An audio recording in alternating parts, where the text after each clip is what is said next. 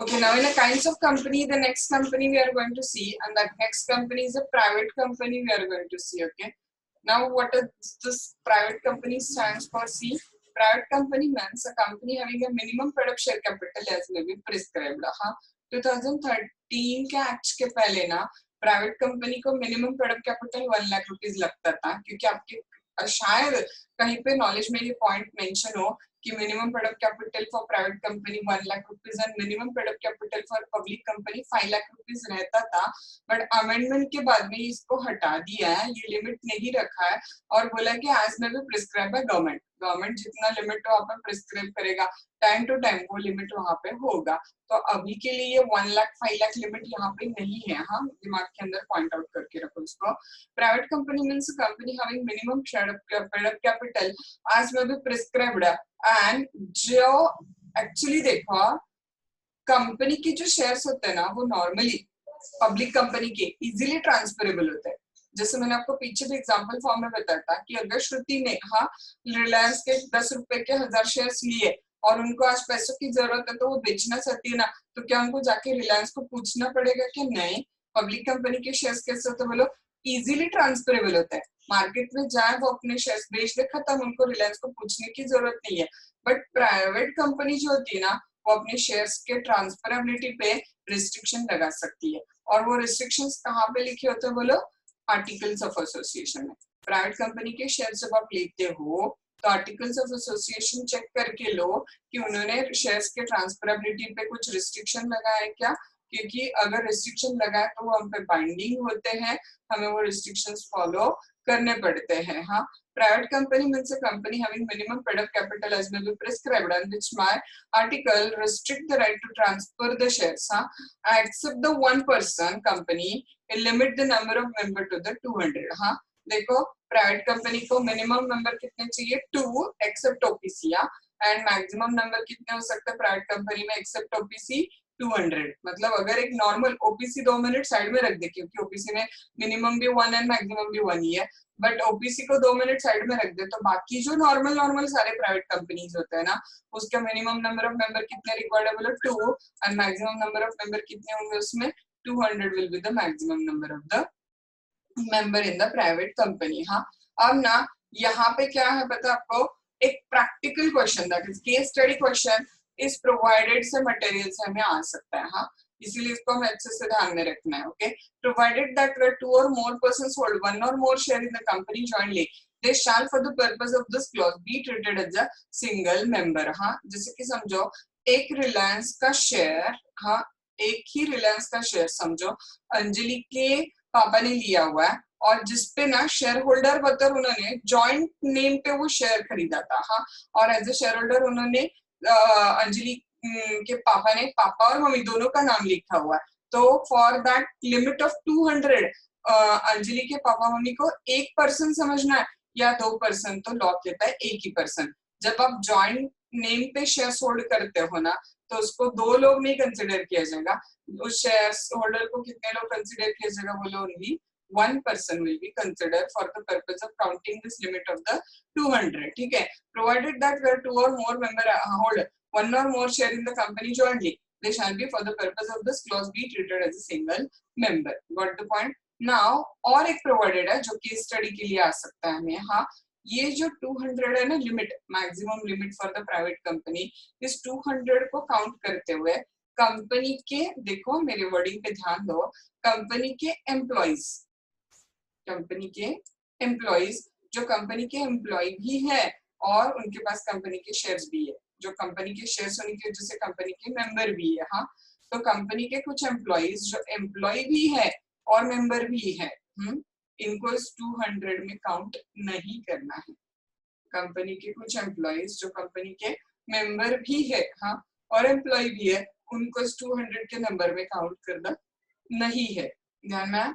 और एक पॉइंट देखो, अभी कंपनी के प्रीवियस एम्प्लॉइज जिन्होंने कंपनी का जॉब अभी छोड़ा है बट वो कंपनी के पहले एम्प्लॉय थे, और जब एम्प्लॉय थे तब उन्होंने कंपनी के शेयर्स लिए हुए थे, तो इसका मतलब वो कंपनी के मेंबर थे। इवन कंपनीज प्रीवियस एम्प्लॉइज जिन्होंने जब वो एम्प्लॉय थे तब कंपनी के शेयर्स लेके उन्होंने मेंबरशिप भी ली थी, उनको भी 200 नंबर में काउंट करना नहीं है। हाँ, मैक्सिमम 200 नंबर में उनको भी काउंट करना नहीं। इसका मतलब कंपनी के प्रेजेंट एम्प्लॉयज को भी काउंट नहीं करना है एंड कंपनी के पास्ट एम्प्लॉयज को भी उस 200 में काउंट नहीं करना है। What the point? Provided further that persons who are in the employment of the company in employment present. Number 2, a persons having formerly in the employment of the company were a member of company while in the employment and have continued to be member after the employment since. जब वो member थे तब employment जब वो employee थे तब उन्होंने membership ली है, but अब employee नहीं रहे लेकिन स्टिल कंपनी के मेंबर तो है वो, क्योंकि शेयर्स है उनके पास कंपनी के, उनको 200 में काउंट करना नहीं है, शैल not be included in the number of the member. And एक वेरी इंपॉर्टेंट चीज शायद majority of the common students को पता होती है, तो एक्सेप्ट कुछ ये पता होगा, पब्लिक कंपनी जो होती है ना, पब्लिक कंपनी ही प्रोस्पेक्टस इशू कर सकती है। जनता को शेयर्स में सिक्योरिटीज में इन्वेस्ट करने के लिए इनविटेशन कौन दे सकता है बोलो? Only public company can issue the invitation to the public for investing in the securities of the company. Private company ये काम नहीं कर सकती, इसीलिए प्राइवेट कंपनी का थर्ड फीचर क्या आ रहा है देखो वहां पे, prohibit the invitation to the public to subscribe for the securities of the company. Private company अपना कैपिटल अपने ओन बेसिस पे कलेक्ट करती है, ओके? तो प्राइवेट कंपनी कभी भी पब्लिक को इनवाइट नहीं करती है कि आओ और हमारे सिक्योरिटीज में इन्वेस्ट वहां पे करो। सो ध्यान में रखे देखो आपको प्राइवेट कंपनी की definition. Number 1, it restrict the transfer of shares. Number 2, except obviously maximum number of member in a private company is 200, provided when joint member hold one share they will be treated as a one person, provided further 200 counting should not include the members who are employees of the company also, and the employees of the company who are a member but now not an employees of the company. And last, private company prohibit the invitation to the public to subscribe for the securities of the company वहां पे।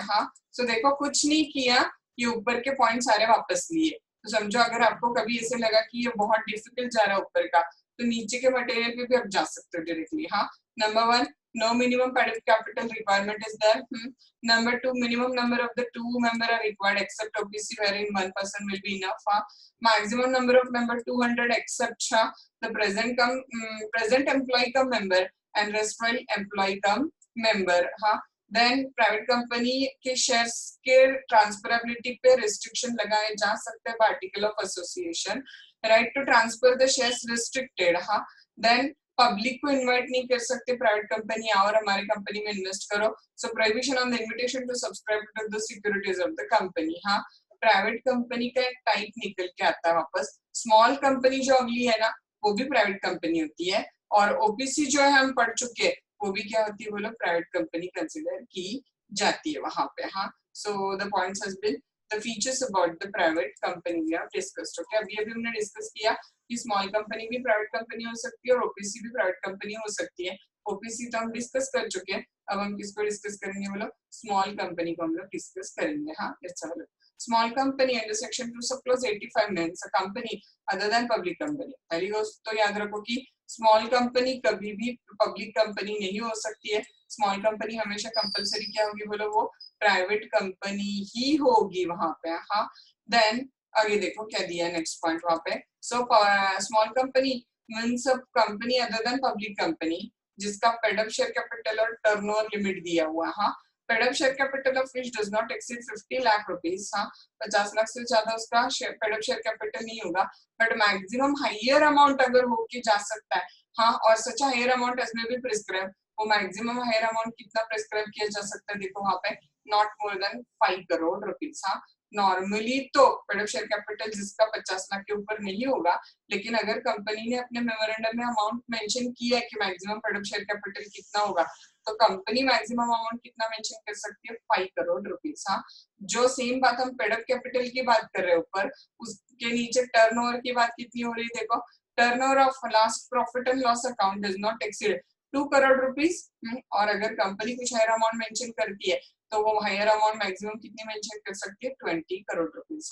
और सच higher amount test में भी prescribe we shall not be more than 20 crore rupees वहां पे। लेकिन इस section को कुछ एक्सेप्शंस है। This section shall not apply to small company. कौन नहीं हो सकती देखो, होल्डिंग और सब्सिडियरी कंपनी में रूल एप्लीकेबल नहीं हो सकता है। कंपनी रजिस्टर्ड अंडर सेक्शन 8 हमें आएगी अभी 5 मिनट में, मतलब ही प्रॉफिट नॉन प्रॉफिट एसोसिएशन है वो, हाँ। एंड कंपनी और body corporate govern by the special act, हाँ। कंपनी और body corporate by special act मतलब याद है कल बताया था, LIC under LIC act, life insurance corporation under life insurance corporation act, SBI under SBI act, ONGC under ONGC act, हाँ। तो ये वाला सेक्शन स्मॉल कंपनी वाली प्रोविजन है, इवन वो ONGC, SBI, RBI, LIC इन लोगों को एप्लीकेबल नहीं है, क्योंकि उनको रेगुलेट करने के लिए उनका अपना ओन स्पेशल लॉ यहाँ पे दिया हुआ है, तो इनको एप्लीकेबल नहीं है, हाँ। Okay, so what we are seen in the small company, revision form में नीचे वापस दिया है। स्मॉल कंपनी प्राइवेट कंपनी है, paid up capital not more than 50 lakh, turnover not more than 2 lakh, हाँ। And private company, small company क्या नहीं हो सकती, देखो सेक्शन 8 कंपनी नहीं हो सकती है, होल्डिंग है, सब्सिडरी कंपनी नहीं हो सकती वो वहां पे, हाँ। Now we'll deal with the next type of fresh company, that is public company is the company we are going to see. Public company, next type of company we are going to see, हाँ. Public company is a company, हाँ, which is not private company, simple, जो कौन नहीं है वो लोग private company नहीं है, और जिसका minimum paid up capital government ने जो प्रिस्क्राइब किया है वो होगा वहां पे, हाँ. And has a minimum paid up share capital as may be prescribed. देखो क्या आया आगे, लेकिन हाँ आपको ना भी होल्डिंग एंड सब्सिडरी कंपनी आगे आ रही है, हाँ, लेकिन आपको जस्ट अभी यहाँ पे रेफरेंस में इसलिए बता रही हूँ, the company which is a subsidiary of the company not being a private company shall be deemed to be a public company for the purpose of the act even when subsidiary company continues to be a private company in the articles, हाँ. दो companies है, एक company है subsidiary company, और उस subsidiary company की कौन है बोलो, होल्डिंग कंपनी, हाँ. अभी आपको इसका मीनिंग पता नहीं है, सब्सिडरी और होल्डिंग का मीनिंग अभी आपको पता नहीं है, क्योंकि वो हमें 5 मिनट में आगे आएगा, हाँ. बट ये जो प्रोवाइडेड का पैराग्राफ है, इसको समझने के लिए आप इतना समझ के लो, सब्सिडरी कंपनी रजिस्टर्ड हुई है as a private company, subsidiary company ने खुद को रजिस्टर क्या किया है as a private company, subsidiary company registered itself as a private company, okay. But जिसकी वो सब्सिडरी कंपनी है ना, उसको होल्ड करने वाली जो होल्डिंग कंपनी है, वो होल्डिंग कंपनी रजिस्टर्ड है as a public company.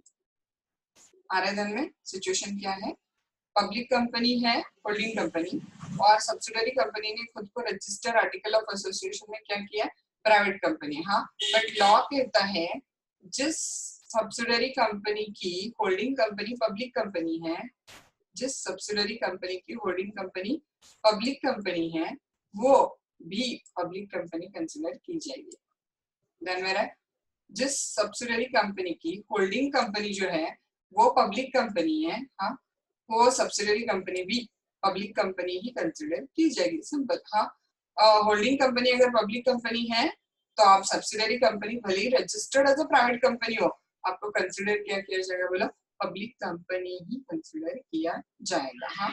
Let's have important points about the public company, हाँ.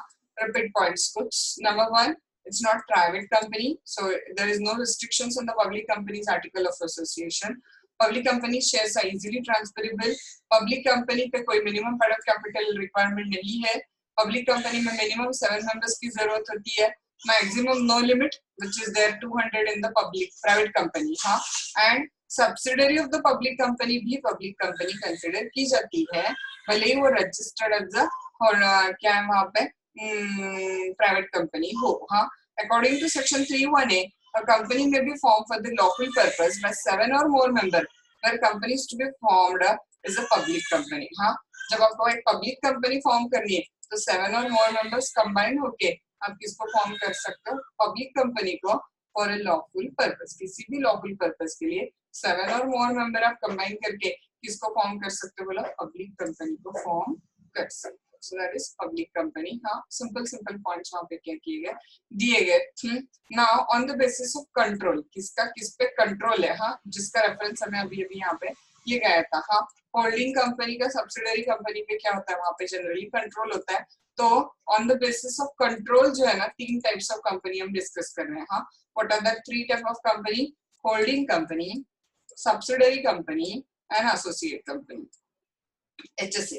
बाद में ना आप आगे आगे जैसे इवन आपको कंपनी लॉ बहुत ज्यादा डीप में इंटरमीडिएट में पढ़ना है ना, तो आपको वहाँ पे ये holding subsidiary and associate company होता है ना, वो इतना तीन नाम हर बार कौन लिखेगा ना, तो जनरली शॉर्ट फॉर्म भी यूज करते हैं उसका HSA। हाँ, holding subsidiary and associate company, ये कौन से कैटेगरी में आती है बोलो? काइंड्स ऑफ कंपनीज में on the basis of control में आती है, जिसमें पेयर एसोसिएट एक इंडिपेंडेंट है, जिसका इससे एक्चुअली कोई लेना देना नहीं। कौन किससे कनेक्टेड है? देखो, holding company and associate company एक दूसरे से कनेक्टेड है, क्योंकि होल्ड नहीं करेगी तो सब्सिडरी बनेगी नहीं ना, और सब्सिडरी किसी ना किसी पे होल्ड करने के लिए कोई सब्सिडरी कंपनी नहीं होगी, तो होल्ड किस पे करेगी? तो होल्डिंग है क्योंकि सब्सिडरी है, और सब्सिडरी है क्योंकि होल्डिंग है। हाँ, so therefore these two companies are connected to each other. थोड़ा नॉमिनल क्रिटिकल है समझने में, स्टार्ट तो करते हैं, अगर कुछ नहीं समझ में आता तो मुझे बताओ। Okay, so holding and subsidiary companies are relative terms, relative है। हाँ, a company is a holding in relation to the one or more company, means a company of which the companies are a subsidiary company। बहुत simple से definition दी है। कब आप एक company को holding company बोलोगे? अगर उसके कोई सब्सिडियरी कंपनीज है होल्ड करने के लिए, तो आप उसको क्या बोलोगे? होल्डिंग कंपनी बोलोगे। हाँ, फिर सब्सिडियरी कंपनी है मतलब क्या? तो सब्सिडियरी कंपनी की डेफिनेशन देखते हैं हम लोग। हाँ, subsidiary company in relation to the any other company, हाँ, that is to holding company means subsidiary company का मीनिंग क्या? देखो, a company in which a holding company, देखो दो पॉइंट आपको बेसिकली याद रखने हैं। हाँ, control the composition of the board of director. Holding company का सब्सिडियरी कंपनी के बोर्ड ऑफ डायरेक्टर पे कंट्रोल होता है। एक कंपनी को दूसरे कंपनी का होल्डिंग कंपनी कब बोलना है? जब इस ए कंपनी का बी कंपनी के, हाँ, बोर्ड ऑफ डायरेक्टर पे कंट्रोल होता है। एक कंपनी दूसरे कंपनी की होल्डिंग कंपनी कब कंसिडर की जाएगी? होल्डिंग कंपनी कब कंसिडर की जाएगी बोलो? नंबर 1 टेस्ट क्या अप्लाई करनी है? इस कंपनी का इस कंपनी के बोर्ड ऑफ डायरेक्टर पे कंट्रोल है, और दूसरी टेस्ट क्या? देखो, और या तो बोर्ड ऑफ डायरेक्टर पे कंट्रोल है नंबर 1, या दूसरा क्या है? देखो, exercise or control more than 1/2 of the total share capital either on the own or together with one or more its subsidiary companies। इतना डिफिकल्ट याद भी नहीं रहा, इतना भी इनफ है। एक्सरसाइज और control more than half of the total share capital, इतना भी इनफ है। हाँ, half of the share capital of subsidiary company, यहाँ से कैपिटल तक लो एंड ऑफ इट से लेकर आगे करो। एक्सरसाइज और control more than 1/2 of the total share capital of the subsidiary company. हाँ, इस ए कंपनी का इस बी कंपनी के मोर देन 1/2 शेयर कैपिटल पे कंट्रोल है, या तो बोर्ड ऑफ डायरेक्टर पे कंट्रोल है, या फिर मोर देन 1/2 शेयर कैपिटल पे क्या बोलो? कंट्रोल है वहां पे। अभी ना सब्सिडरी की सब्सिडरी हो सकती है, सब्सिडरी की सब्सिडरी हो सकती है। हाँ, तो ये जो है ना, सब्सिडरी की सब्सिडरी, सब्सिडरी की सब्सिडरी, ये इसे हम लोग ना लॉ के भाषा में या कंपनी लॉ इसको लेयर्स बुलाता है। कंपनी लॉ इसको क्या बुलाता है बोलो? लेयर्स बुलाता है। और ये लेयर कितने हो सकते हैं? देखो यहाँ पे दिया है एज में भी प्रिस्क्राइब्ड है। ये एक सब्सिडरी की दूसरी सब्सिडरी, उसकी सब्सिडरी, ऐसे नीचे लेयर्स कितने हो सकते हैं? एज में भी प्रिस्क्राइब्ड है। और वो प्रिस्क्राइब्ड लेयर कितने पता है आपको? 3 है। प्रिस्क्राइब्ड लेयर कितने? 3 है। यहाँ पे दिए एज में भी प्रिस्क्राइब्ड, और वो प्रिस्क्राइब्ड लेयर कितने? देखो, provided that such a class or classes of holding company as may be prescribed shall not have the layer of subsidiaries beyond such a limit as may be prescribed। ध्यान में रहे, एक को subsidiary कौन है? B. हाँ, B को सी है, सी को डी है, तो ए बी की भी होल्डिंग है, सी की भी होल्डिंग है, डी की भी होल्डिंग है। हाँ, तो ये ए ऐसे नीचे होल्डिंग कितने सब्सिडियरीज की हो सकती है? ऑफ अ लेयर एज में भी प्रिस्क्राइब्ड, और वो लेयर कितनी है बोलो? 3। अभी at present prescribe number of the layer क्या है वहां पे? 3 जो है वो prescribe number of the layer वहां पे कंसिडर की जाती है। देन नेक्स्ट वन देखो, एक मिनट रुको, ये जो पॉइंट है ना, येट टू बी नोटिफाइड दिया है। येट टू बी नोटिफाइड मतलब ना, अभी तक जो सेक्शंस कंपनीज एक्ट के अप्लाई नहीं हुए है ना, ऐसे सेक्शंस को हम लोग क्या बोलेंगे बोलो? Yet to be notified. नहीं तो आपको प्रॉब्लम हो जाएगा कि ये येट टू बी नोटिफाइड क्या है। ये जो लेयर वाला पॉइंट है ना, ये लेयर वाला पॉइंट अभी तक नोटिफाई हुआ नहीं है, that is yet to be notified. वहां पे अप्लाई हुआ नहीं है वहां पे। हाँ, देखो, for the purpose of this section a company shall be deemed to be a subsidiary company of the holding company, हाँ, even if the control referred in subclause 1 or B is of another subsidiary company of the holding company। Subsidiary के subsidiary पे भी control है, मतलब ना इस holding company का उसकी सब्सिडरी है ए, हाँ, और उसकी सब्सिडरी है बी।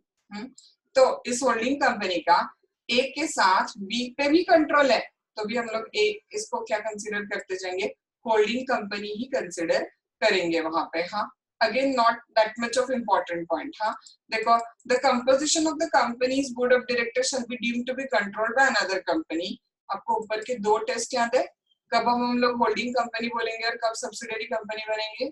नंबर 1, या तो होल्डिंग कंपनी का सब्सिडरी के बोर्ड ऑफ डायरेक्टर पे कंट्रोल है, हाँ, या तो होल्डिंग कंपनी सब्सिडरी कंपनी में मोर देन हाफ शेयर्स पे कंट्रोल रखती है। तो आपको क्वेश्चन मार्क होगा ना माइंड में कि control the composition of board of director मतलब क्या, क्योंकि इसका मीनिंग तो समझ में आता है कि मोर देन हाफ शेयर कैपिटल पे कंट्रोल है, इसका मीनिंग तो ध्यान में है।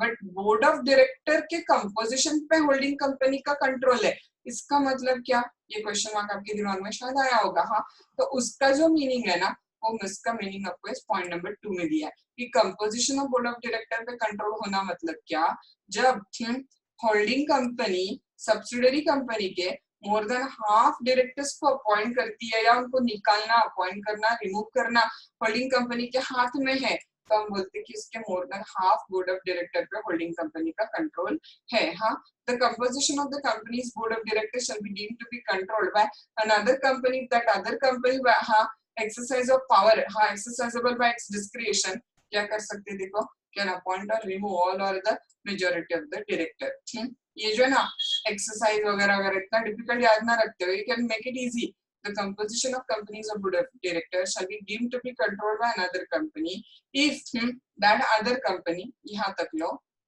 and directly यहाँ पे जाओ, can appoint or remove all or the majority of the director, खत्म। हाँ, सिंपल भी हो जाता है वहां पे।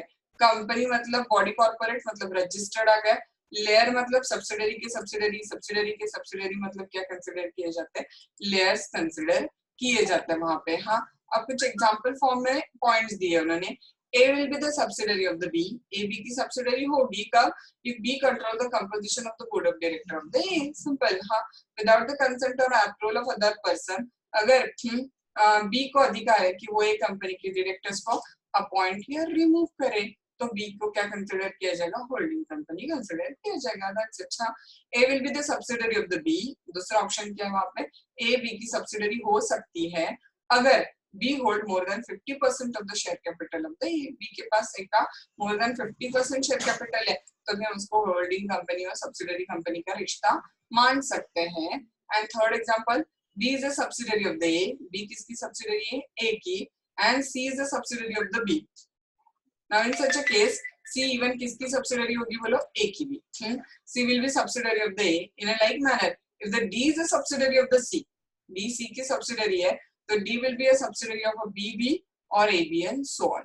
3 लेयर तक ऐसे हो सकता है। हाँ, ये क्या एग्जांपल दिए ध्यान में है आपको वहां पे, A है, ये लास्ट वाला एग्जांपल शायद थोड़ा सा कंफ्यूजिंग लगा होगा आपको।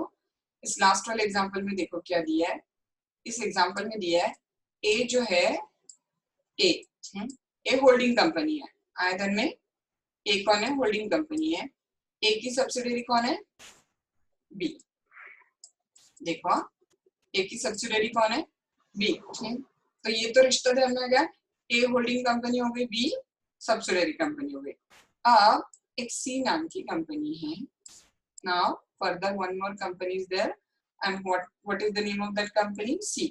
ये C B की सब्सिडरी है, ये C इसकी सब्सिडरी है, बोलो B की सब्सिडरी है।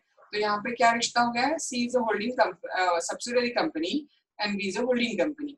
तो क्वेश्चन मार्क है A और C का रिश्ता क्या है, इन दोनों का रिश्ता तो दिया हुआ है क्लियरली कि C जो है वो C सब्सिडरी और B जो है वो होल्डिंग है, तो इन दोनों का रिश्ता तो हमें क्लियर हो गया।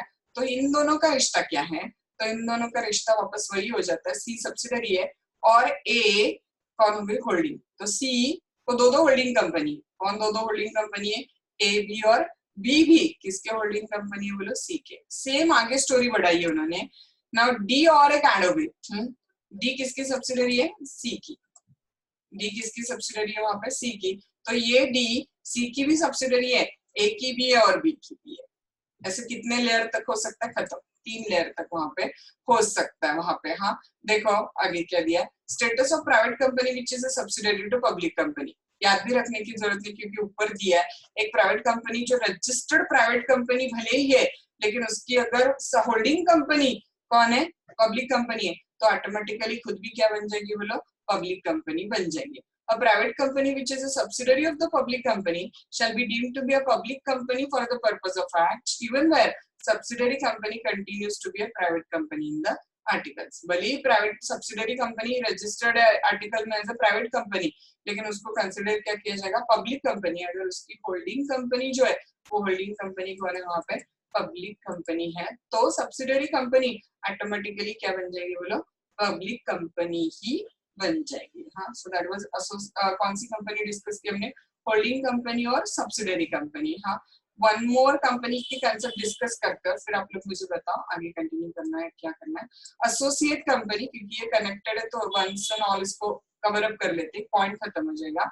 इन relation to the other company, हाँ a company in which other company has a, ऊपर क्या था याद है, बोर्ड ऑफ डायरेक्टर पे कंट्रोल था और शेयर होल्डिंग पे कंट्रोल था। हाँ आप एसोसिएट कंपनी बनने के लिए ये चीज याद रखो कि एसोसिएट कंपनी पहले तो कौन नहीं है, होल्डिंग सब्सिडियरी रिश्ता नहीं है। हाँ in relation to another company means a company in which that हाँ other company has a significant influence. एक कंपनी का दूसरे कंपनी पे वर्डिंग क्या याद रखना आपको, सिग्निफिकेंट इन्फ्लुएंस है, और जो एक दूसरे के सब्सिडियरी होल्डिंग रिश्ते में नहीं है, but which is not subsidiary company of the company having such a influence. हाँ एंड उसका जॉइंट वेंचर भी इंक्लूड है।